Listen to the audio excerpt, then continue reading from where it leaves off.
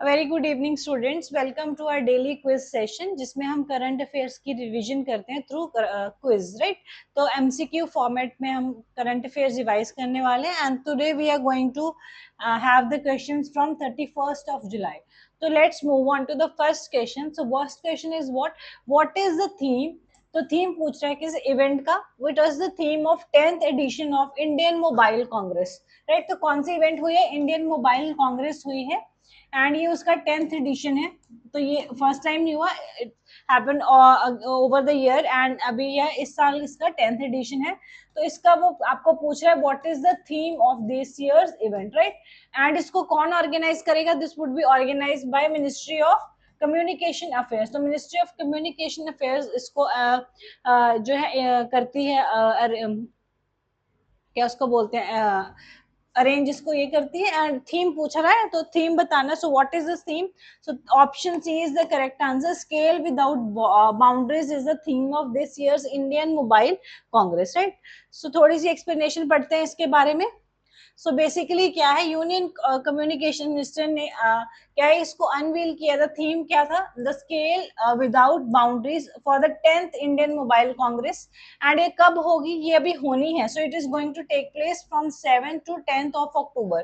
लेकिन इस साल की इवेंट का थीम याद रखना. Theme is scales without border. So and ये कहाँ होगी? This will take place in New Delhi. तो वेन्यू याद रखना, Yashobhoomi, New Delhi, right? And this is going to be India's and Asia's largest digital technology forum है Indian mobile Congress, जहाँ पे क्या है जितने भी स्टेक होल्डर्स इन्वॉल्व हैं इन दिस सेक्टर, तो वो सब आते हैं. B it the innovators, B it the policy makers, B it the different startups, right. तो जितने भी क्या है डिजिटल टेक्नोलॉजी से रिलेटेड स्टेक होल्डर्स है, सब आते हैं और पार्टिसिपेट करते हैं.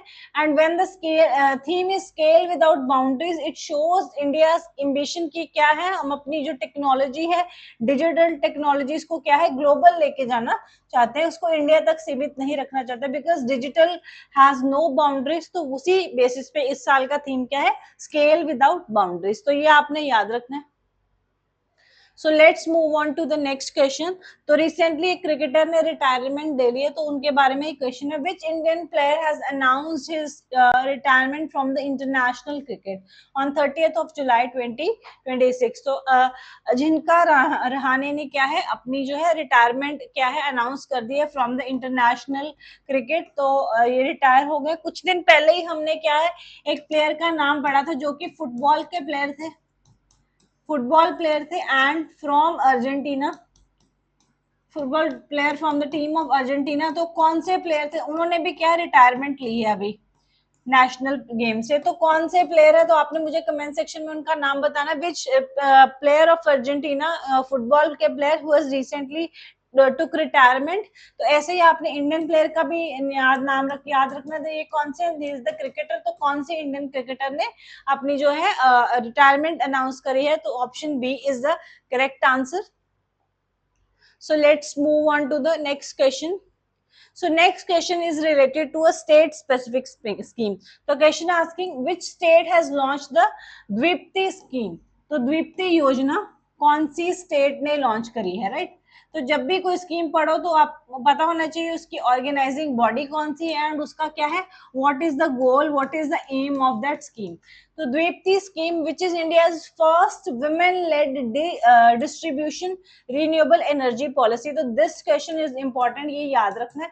ये क्या है बेसिकली, व्हाट इज द्विप्ति योजना. द्विप्ति योजना में क्या है, वुमेन लेड रिन्यूएबल एनर्जी की डिस्ट्रीब्यूशन के लिए ये स्कीम है. तो बेसिकली क्या होगा, इसमें around 5000 women lead solar enterprises क्या है और क्रिएट करी जाएंगी और अराउंड 50,000 क्या है ग्रीन जॉब्स क्रिएट की जाएंगी by 2030. So this is the aim of the Dwipti scheme. तो क्या है, सोलर एंटरप्राइजेस और क्या है, आपने रिन्यूएबल एनर्जी तो जनरेट करनी है, राइट. बट उसको क्या है, it should be what women lead. तो वुमेन लेड कैसी होगी, तो आप जो है वुमेन सेल्फ हेल्प ग्रुप्स को इन्वॉल्व करोगे ये सोलर एंटरप्राइजेस में. और उनको इन्वॉल्व करोगे कि वो कैसे जो रूफटॉप सोलर इकोसिस्टम है उसको प्रमोट करें, राइट, उसको इंस्टॉल करने में, उसको मैनेज करने में और उसको मेंटेन करने में हेल्प करें। तो बेसिकली क्या है, रीन्यूएबल एनर्जी आपने लगानी है और उसकी जो इंस्टॉलेशन, उसकी मैनेजमेंट में क्या है, आपने जॉब्स किसको देनी है, उसकी जॉब्स आपने देनी है विमेन को। This is why it is said women lead distributed renewable energy. तो विमेन को भी फोकस किया गया है एंड रिन्यूएबल एनर्जी को भी फोकस किया गया है। So it is serving to purposes at the same time. And scheme का नाम क्या है, द्वीप्ति स्कीम है। एंड ये कौन सी स्टेट की स्कीम है, याद रखना, this is the initiative of Chhattisgarh government. तो I hope the question is clear. So let's move on to the question number 4. So question number 4, recently क्या है, which high court has recently ruled that voter ID, Aadhaar and PAN card, bank passbook are not the conclusive proof of your citizenship. Because ये हमने news काफी basically detail में discuss करी थी. We were discussing कि country में क्या है, स्पेशल इंटेंसिव रिवीजन चल रही है किसकी, वोटर लिस्ट की.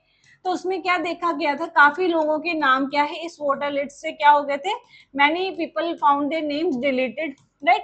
तो बहुत सारे लोगों के नाम जो है डिलीट हो गए थे इससे, वोटर लिस्ट से, राइट. जो ये स्पेशल इंटेंसिव रिवीजन हो रही है तो नई जो अपडेटेड वोटर लिस्ट है उनमें उनके नाम नहीं आए, राइट. तो क्या है, ये देखा गया वेस्ट बंगाल में क्या हुआ कि वेस्ट बंगाल गवर्नमेंट ने क्या किया, जिन लोगों के भी नाम डिलीट हो गए तो उनको क्या है, जो वेलफेयर स्कीम्स के बेनिफिट्स हैं वो देने बंद कर दिए. तो उनको क्या कर दिया, डिनाई कर दिया. जितने भी वहां पे वेलफेयर स्कीम्स चल रही थी, जैसे सब्सिडाइज्ड रेट पे क्या फूड ग्रेन्स मिलते हैं, सब्सिडाइज रेट पे क्या है एलपीजी सिलेंडर्स मिलते हैं. तो ऐसी वेरियस स्कीम्स चल रही हैं जो क्या है वेलफेयर के पर्पज से है, राइट. लेकिन क्या है, उसको वेस्ट बंगाल गवर्नमेंट ने किससे लिंक कर दिया, उसको लिंक कर दिया special intensive this revision of voter list से. और देखा कि जिनका नाम वोटर लिस्ट में नहीं है तो उनको मान लिया कि यहाँ के रेजिडेंट नहीं है और उनको हम क्या बेनिफिट नहीं देंगे. तो उस केस में क्या है, केस फाइल हुआ था in the Calcutta high court. और कैलकाटा हाई कोर्ट ने क्या था, फाइनली जजमेंट दिया था कि कोई वोटर लिस्ट, आधार कार्ड या पैन कार्ड इस बात का सबूत नहीं है कि आप सिटीजन ऑफ इंडिया हो कि नहीं. और आप ये जो वोटर लिस्ट है इसको आप सिटीजनशिप से कनेक्ट मत करो. इस वोटर लिस्ट से आप ये मत इवेल्युएट करो कि कोई सिटीजन है कि नहीं, क्योंकि किसी का नाम हो सकता है वोटर लिस्ट में ना हो लेकिन वो कंट्री का सिटीजन हो, राइट. तो किसी कारण उसका नाम स्किप हो सकता है वोटर लिस्ट से. हो सकता है कोई सिटीजन हो और उसने वोट ना बनवाई, उसका वोटर लिस्ट में नाम ही ना हो, लेकिन वो इंडिया का सिटीजन तो है ना. तो इसलिए मतलब वोटर लिस्ट कोई कंक्लूसिव प्रूव नहीं है कि आप सिटीजन हो कि नहीं हो. ये जजमेंट आई है, किसकी आई है, याद रखना है, कैलकाटा हाई कोर्ट की. तो मैंने आपको पूरा केस समझा दिया, ये जजमेंट किसने आई थी, right. So I hope this is clear. Let us move on to the question number 5. So question number 5 is related to a union ministry का एक initiative. So which union ministry organized वस्त्र उत्सव? वस्त्र मतलब clothes, right. तो वस्त्र, clothes को हिंदी में क्या कहते हैं, वस्त्र. मतलब बेसिकली क्या है, टेक्सटाइल से रिलेटेड क्या है, एग्जीबिशंस लगे हैं. So Vastra Utsav is what, textile exhibition है to promote India's textile heritage, handlooms and handicraft. तो ये कौन सी मिनिस्ट्री ने लगाया होगा, तो क्या है, टेक्सटाइल से रिलेटेड एफर्ट्स कौन करेगा, मिनिस्ट्री ऑफ टेक्सटाइल करेगी. तो मिनिस्ट्री ऑफ टेक्सटाइल का एक प्रोग्राम है जिसका नाम है वस्त्र उत्सव. ये क्या है, बेसिकली एग्जीबिशन है जो अलाउ करता है डिफरेंट जो इंडिया के है टेक्सटाइल्स, हैंडलूम, हैंडक्राफ्ट और सस्टेनेबल जो फैशन है उसकी प्रमोशन के लिए this Vastra Utsav is organised, right. So I hope this is clear. Okay, moving on to the question number 6. Question number 6 is saying that which initiative launched by President Draupadi Murmu at the Rashtrapati Bhavan enabled visitors to access information in Hindi, English, 14 Indian languages and sign languages. तो कौन सा एक ऐसा initiative लिया गया है जिससे क्या है, जो विजिटर्स हैं वो 15 लैंग्वेजेस में क्या असेस कर सकते हैं इंफॉर्मेशन को. तो आपने जल्दी से बताना है कौन सी उस इनिशिएटिव का नाम क्या है. तो याद रखना है उसका आंसर है option A is the right answer. E audio guide करके क्या है, एक इनिशिएटिव इंट्रोड्यूस किया गया है जिससे क्या होगा, जो विजिटर्स हैं वो हिंदी, इंग्लिश और 14 इंडियन डिफरेंट लैंग्वेजेस में क्या है और साइन लैंग्वेजेस में क्या है, सारी इंफॉर्मेशन को असेस कर सकते हैं, राइट। तो ये बेसिकली क्या है, you want to what, why are you introducing so many languages, because you want to increase the accessibility, you want to make them feel inclusive, right? So ये क्या है, इंडिया की हेरिटेज को preserve करने का भी एक एफर्ट है, तो ये आपने याद रखना है। So this, what is the name of the initiative, name of the initiative is E audio guide. So this is important, इसको याद रखना है। Moving on to question number 7, what is the name of new renewable energy platform launched by Brookfield in India? तो Brookfield ने India में एक क्या है, रिन्यूएबल एनर्जी के प्रमोशन के लिए एक प्लेटफॉर्म लॉन्च किया है, जिसके through they are what planning to invest 600 million rupees in India. तो क्या है, 600 मिलियन वो इन्वेस्ट करना चाहते हैं इंडिया में। कौन सी कंपनी की बात करें, ब्रूकफील्ड की। और उसके लिए क्या उन्होंने एक प्लेटफॉर्म लॉन्च करा है, एंड उस प्लेटफॉर्म का वो नाम पूछ रहा है आपसे, तो आपने याद रखना है what is the name of that platform. The option B is the correct answer. Lumara करके क्या है, प्लेटफॉर्म का नाम है। So Lumara platform has been launched by Brookfield to promote the renewable energy in India and with the intention of investing 600 million in India, right? तो ये याद रखना है। So this is the explanation, थोड़ी सी पढ़ लेते हैं। So Brookfield launched a new renewable energy platform named Lumara to accelerate the clean energy development in India. इससे क्या है, they are planning to invest approximately $600 million through the Lumara platform। क्या है, और ये इससे क्या है, they are going to invest in various renewable energy projects, be it solar energy, be it wind energy और energy storage projects, जो projects है, तो हर तरीके से वो क्या है, इसमें इन्वेस्ट करेंगे। So this is going to what support India's goal of clean energy transition. तो हम जो चाह रहे हैं कि we want to move toward clean energy transition की तरफ, हम कोल से क्या है, कोल बेस्ड एनर्जी से मूव होके हम क्या है, क्लीन एनर्जी की तरफ शिफ्ट होना चाह रहे हैं। तो उसमें ये हमारी बहुत हेल्प कर सकता है। तो प्लेटफॉर्म का नाम याद रखना, इट इज लुमारा प्लेटफॉर्म, एंड कौन सी कंपनी का है याद रखना, it is Brookfield. I hope this is clear. Okay, moving on to question number 8. Question number 8 is saying that according to the Kumatri Foundation report, India's global ranking, तो India की rank पूछ रहा है किसमें, in structural and pro competitive reforms has improved from 82 to which position. तो basically क्या है, ये जो इंडेक्स है which measures structural and pro competitive reforms, तो इसमें क्या देखा जाता है कि आपकी इकोनॉमी में कितने स्ट्रक्चरल रिफॉर्म्स आ रहे हैं और आप कितने एफर्ट्स ले रहे हो कि आपकी जो इकोनॉमी है कॉम्पिटिटिव बन पाए, राइट। तो उसके लिए क्या इंडेक्स इसको मेजर करता है, और इसमें इंडिया का लेटेस्ट रैंकिंग पूछ रहा है। सो what is the latest ranking, तो जल्दी से बताना है। सो करेक्ट आंसर क्या है, correct answer is option C, 57th is the latest rank of the India. So we have moved 25 places above.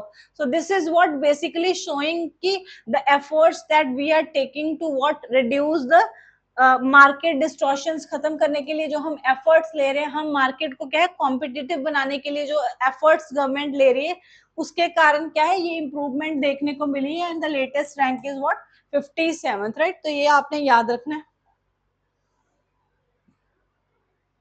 So question number 9. So which state has become the first in India? When it is first in India, so it automatically becomes important. So which state has become first in India? किस चीज में? To issue an exploration license. तो क्या है? License issue किया है किस चीज को एक्सप्लोर करने के लिए, रेयर अर्थ एलिमेंट्स को एक्सप्लोर करने के लिए लाइसेंस देने वाली कौन सी स्टेट इंडिया की पहली स्टेट बन गई है? तो याद रखना है Rajasthan has become the first state जिसने रेयर मिनरल्स की एक्सप्लोरेशन के लिए क्या है लाइसेंस इशू करा है। जैसे आपको कोल की एक्सप्लोरेशन के लिए राइट लाइसेंस मिलता है, ऐसे ही क्या है रेयर मिनरल्स की एक्सप्लोरेशन के लिए क्या है राजस्थान गवर्नमेंट ने पहली बार लाइसेंस इशू किया, पहली स्टेट बन गई इंडिया की right to issue licence for that.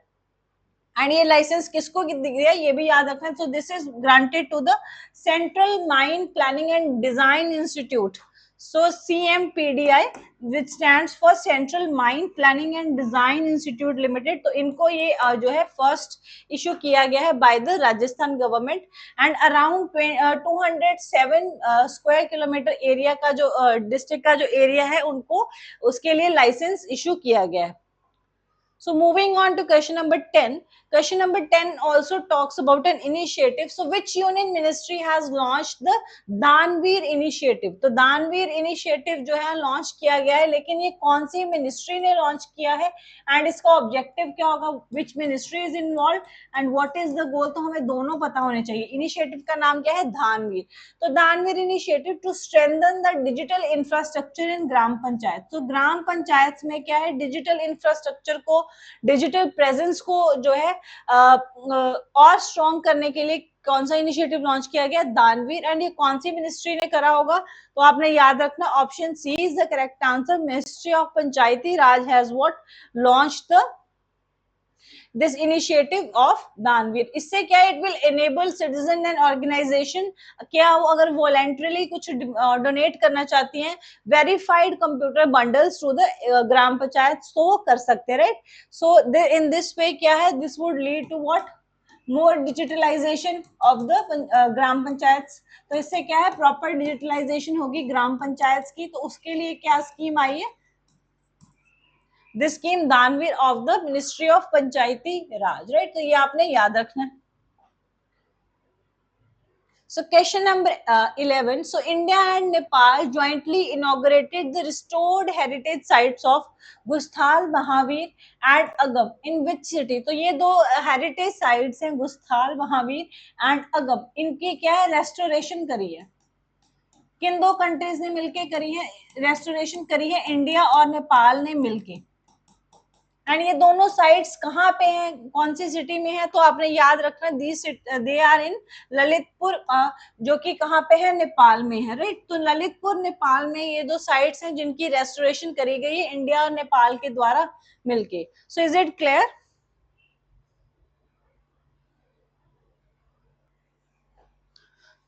Okay इनके बारे में थोड़ी सी इंफॉर्मेशन ये भी आपने याद रखनी है दैट इनकी अब रेस्टोरेशन की बात कर रहा है, तो इनको डैमेज हुआ था, they were damaged in the earthquake, right. तो अर्थक्वेक से ये क्या है, ये जो साइट्स हैं डैमेज हो गई थी एंड इनकी क्या, इंडियन गवर्नमेंट और नेपाल गवर्नमेंट ने क्या मिलके रेस्टोरेशन करी है। एंड दूसरी बात याद रखना, these are what, these sites are related to the Buddhist religion. तो ये बुद्धिस्ट हेरिटेज साइट्स है, ये भी आपने याद रखना है। So I hope this is clear.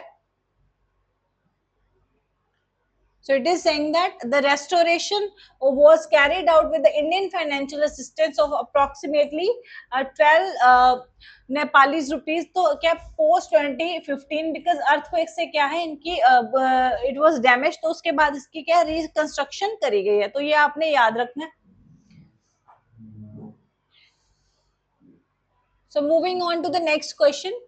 Gulkham Jotham Ghangte has been appointed as the next ambassador of India to which country? So this is an important appointment. So he has been appointed as the ambassador of India to which country? तो याद रखना है Mexico के लिए क्या है, new जो ambassador from India has been appointed, गुलखाम जाथोम गांगते। तो ये आपने उनका नाम याद रखना है। So I hope this is clear. So this was all from today's quiz session. So this is the overview of the class. Now you have to stop here, pause the video, take a minute and recall all the questions. 12 के 12 question आपने यही देखने हैं कि आप कितना recall कर पा रहे हो। अभी आपने रिसेंटली सुने हैं तो कितने आप रिटेन कर पाए हो आपने देखना है। एंड जो क्वेश्चन आप रिटेन नहीं कर पा रहे हो, you have to move back to that question and अभी रिवाइज करके अभी याद कर लेना। So it will be very very helpful, right. So I hope you like this session. We'll meet tomorrow at the same time, students. Thank you so much. Study well.